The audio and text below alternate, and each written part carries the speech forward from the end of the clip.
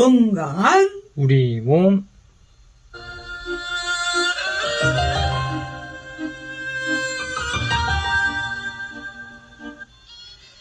알아야 덜 아프다. 우리 몸은 우리 의학으로 지킨다. 남동아실의 허준 원광대 광주한방병원 김철영 과장님 나와 계십니다. 어서 오십시오. 안녕하세요. 네. 금방 그 서말이랑 들으시면서 한참 웃으셨잖아요. 아, 예. 어머니들 웃음소리가 예. 너무 예쁜 것 같아요. 아, 야, 기분 좋아지는. 네, 웃음소리죠. 예. 그 진료 환자 이렇게로 오시는 분들 중에 어르신들이 조금 더 예, 많으신가요? 예. 그러면 그 어르신들이 내가 여기가 시방 팔꿈치가 아픈데 내가 왕년에 꽃 시절에는 번쩍번쩍 쌀한가만히 쓱 들었어 이런 말씀 많이 하신가요? 예, 예전에는 이제 뭐 음주도 많이 하고 그래도 전혀 뭐 문제가 없으셨다고 뭐 그런 예, 말씀을 많이 하시는 것 같습니다. 우리 아버지들은 예. 술, 약주 잘 할 때를 꽃 시절로 기억하고 예. 계시고 우리 선생님은 아직 젊으시지만은 예.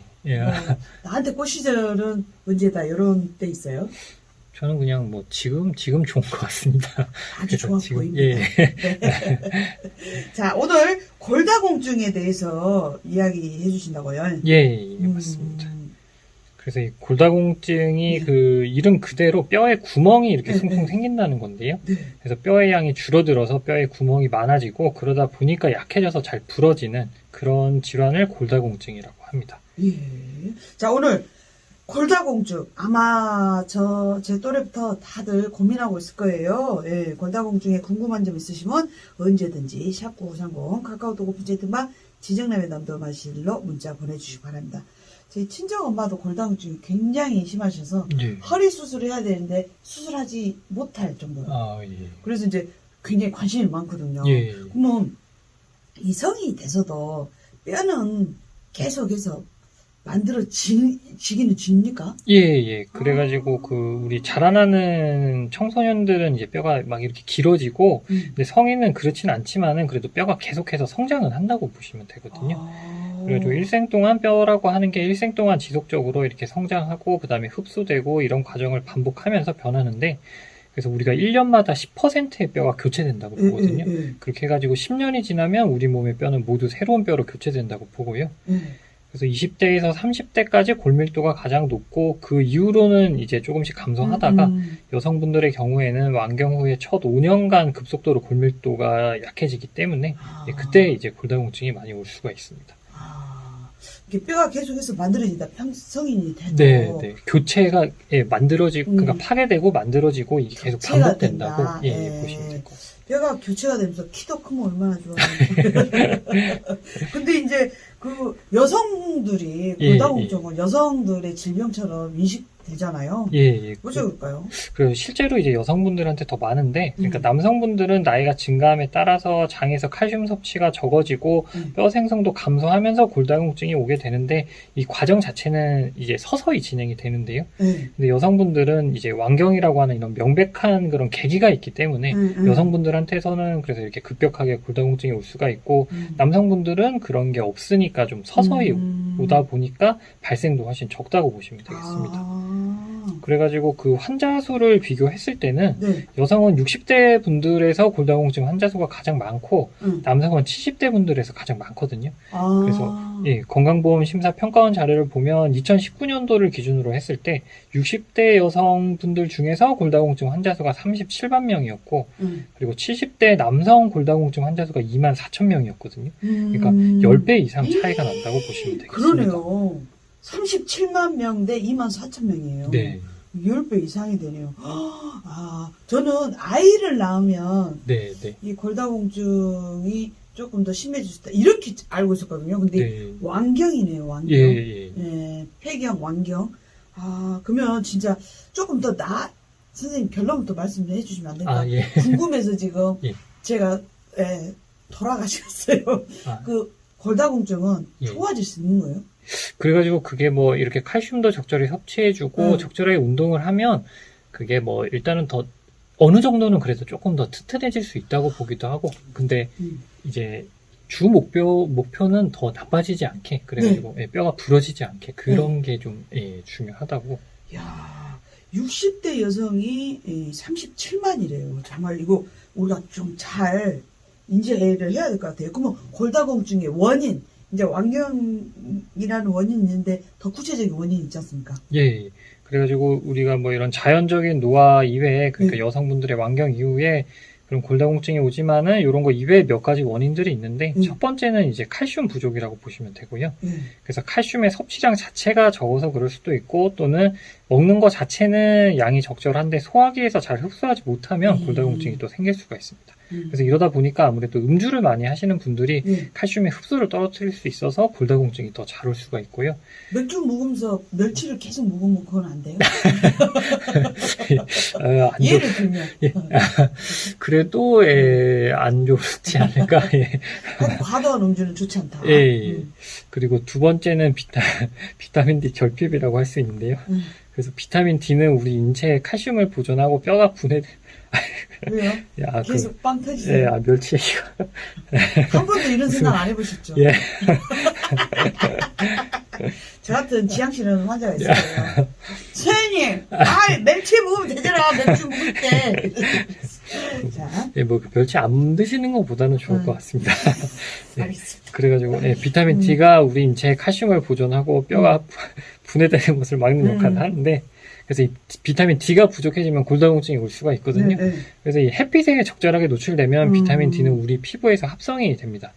그래가지고 근데 햇빛을 아무래도 잘 못 쬐을 경우에는 식품으로 섭취를 해줘야 되는데 그래서 등푸른 생선이라든지 아까 말씀하신 뭐 멸치도 그럴 수 있고 그리고 달걀과 같은 음식들에 비타민 D가 있는데요. 근데 그래서 드시는 게 좋긴 하지만 또 함유량이 그렇게 많진 않아서 그래가지고 이제 음식이 아닌 제품으로 또 복용하시게 될 수가 있는데 이때 또 조심하실 게 근데 과량 복용을 하면 결석이 생긴다든지 하는 그런 부작용이 있을 수 있기 때문에 용량은 이제 좀 적절하게 지켜서 드시는 게 좋을 것 같습니다. 근데 햇빛에 적당히 노출하면 좋다고 하는데 어머니들은 들에서 밭에서 하루 종일 햇빛 쓰시잖아요. 아, 예. 그거는 너무 과다한가요?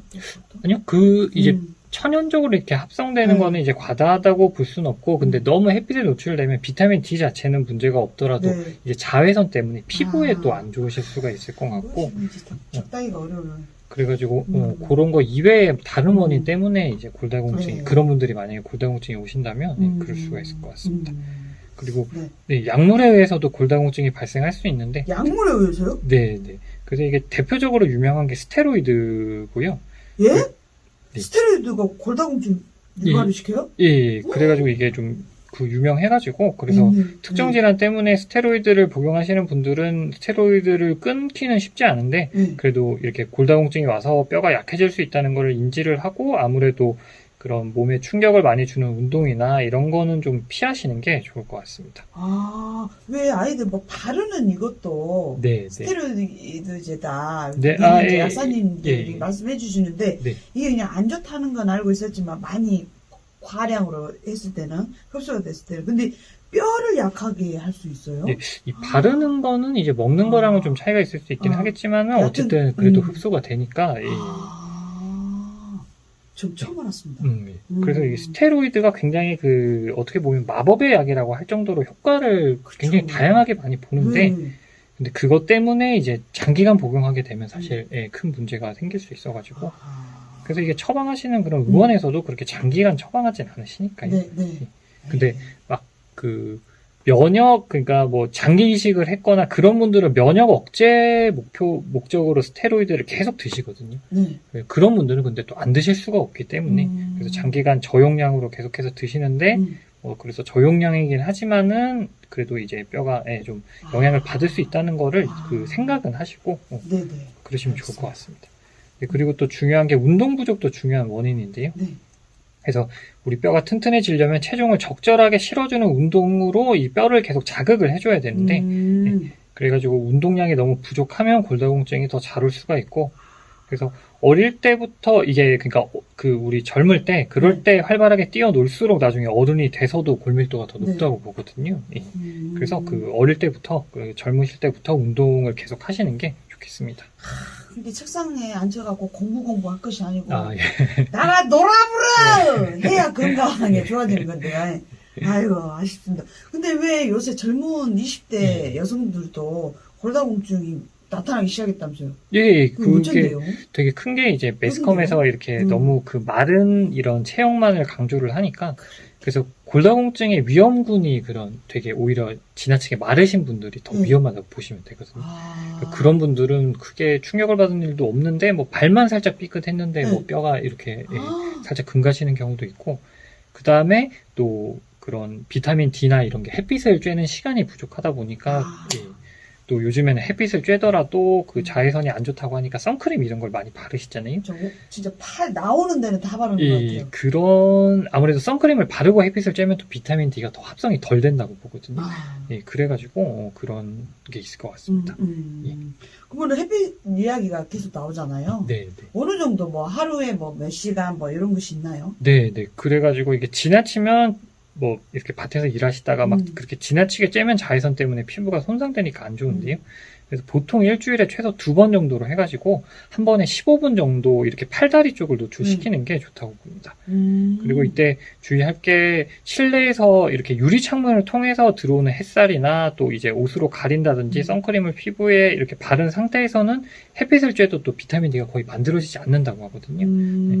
그래가지고 이렇게 한 번 쬐 때 15분 정도로 해가지고 피부가 손상되지 않을 범위 정도 내에서 이렇게 햇빛을 쬐면 좋으실 것 같습니다. 그렇게 긴 시간이 아니었네요. 예. 오, 깜짝 놀랐어요. 이게 그 창문, 유리창문, 베란다에서 유리창문 통해서 들어온 햇빛은 네. 별로 효과가 없구만요. 예, 그게 또 자외선이 이렇게 뭐 한번 걸러진다고 봐가지고. 그걸 싹 제쳐놓고 그 네. 베란다 그 틀 막 가차에 이렇게 앉아갖고 이렇게 예. 내밀어도 되겠구만요. 야, 바깥에서 일하시는 분들은 이제 덥고 막 이러니까 긴 팔, 토시, 장갑 이렇게 쓰는데 그래도 15분 정도는 네, 네. 피부를 좀 내놓는 것이 좋을 것 같습니다. 그래요. 골다공증에 대해서 지금 이야기 나누고 있는데요. 궁금한 점 있으면 언제든지 문자 주세요. 음악 듣고 와서 진단과 치료가 중요하지 않습니까? 네, 거기서 알아볼게요. 우리 3955번님께서 정남씨 안녕하세요. 농산물 공판장 다녀오느라 제가 참여를 늦게 하네요. 망 정도 지나고 하니 보리타작 노래 듣고 싶습니다. 라고 하셨고 우리 3009번님은 옛날에도 뱃노래가 많이 있었나 봐요. 국악에 뱃노래 많은 것 같아요. 라고 문자 주셨습니다. 같이 기합 합주할 때 같이 참가하셨다고. 예. 자, 그러면 우리 3955번님의 신청곡 성창순과 여러분의 옹이야 듣고 올게요. 옹해야 성창순과 여러분의 소리로 듣고 왔습니다. 3955번님의 신청곡이었어요. 자, 오늘 건강한 우리 몸 원광대 광주한방병원 김철원 과장님과 이야기 나누고 있는데요. 오늘은 골다공증에 대해서 이야기 나누고 있습니다. 골다공증 저희 엄마가 심하시다고 그랬잖아요. 네. 전에 바삐 움직이시다가 이렇게 툭 넘어졌는데 이 손목 있는 데가 금방 금이 가불더라고요. 이런 것도 문제인데 이제 키도 조금 주시는 것 같고 네, 전체적으로 좀 주신 것 같아요. 네, 그래가지고 사실 골다공증 자체는 뼈가 부러지기 전에는 증상이 없는데 근데 이제 알 수 있는 게 그렇게 말씀하신 것처럼 키가 이렇게 줄어들 수가 있거든요. 그래서 10년에 1cm 정도 줄어들었다고 하면 그거는 정상적인 거라고 볼 수가 있는데 근데 최근 1, 2년 사이에 키가 4cm 이상 줄었다고 하면 그게 척추뼈가 이렇게 조금 낮아진 걸 수가 있어가지고 골다공증일 가능성이 있습니다.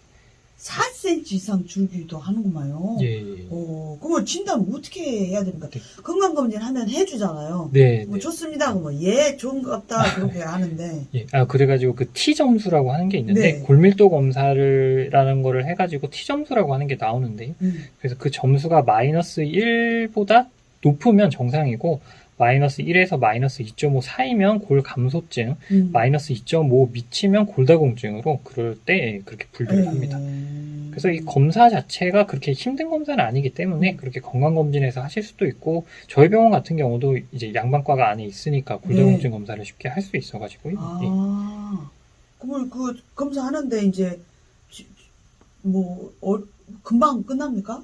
예, 비용 면도 그렇고. 검사 자체는 굉장히 금방 끝나고 그리고 그게 의료보험이 되기 때문에, 근데 의료보험이 되는 조건이 여성분들은 만 65세 이상, 남성분들은 만 70세 이상이고, 근데 꼭 이런 연령을 넘지 않으시더라도 이런 골다공증의 위험 요소를 가지고 있다 하면 이제 의료보험이 된다고 보시면 되고요.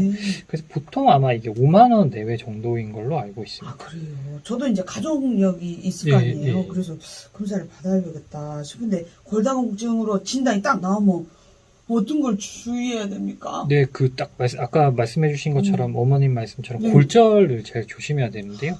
그래서 이게 골다공증으로 인해서 골절이 딱 발생하는 순서가 있는데, 아까 딱 말씀하신 것처럼 손목부터 발생하는 경우가 많거든요.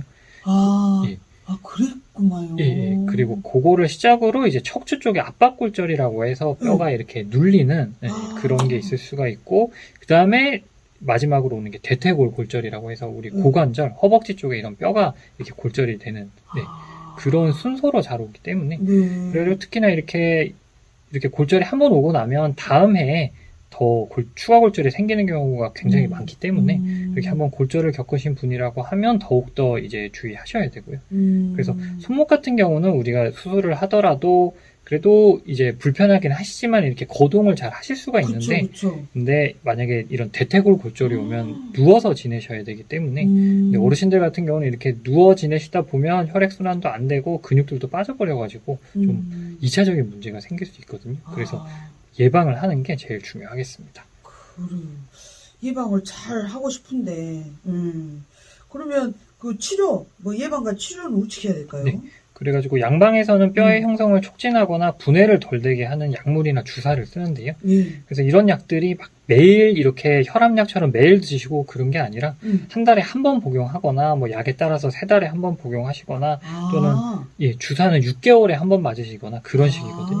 그래서 이런 거 하면서 한방치료도 병행을 해보실 수가 있고요. 한방치료로요? 네, 그래서 한방에서는 이제 보양한다고 해가지고 그런 한약재들을 많이 쓰는데, 그래서 인체의 성장이나 발육을 촉진하는 게 한약에서는 그게 양기라고 보는데, 이 보양약이 이제 양기를 보한다 해가지고 이런 양기를 보충해준다고 봅니다. 그래서 실제로 현대 연구들이 이루어진 거를 보면 이런 한약에서 보양한다는 약재들이 뼈를 만드는 세포들을 자극해가지고 뼈가 건강해지도록 할 수 있다고 이렇게 결과가 나와 있습니다. 이런 그 보양 약재들이 있다는 것도 다행입니다.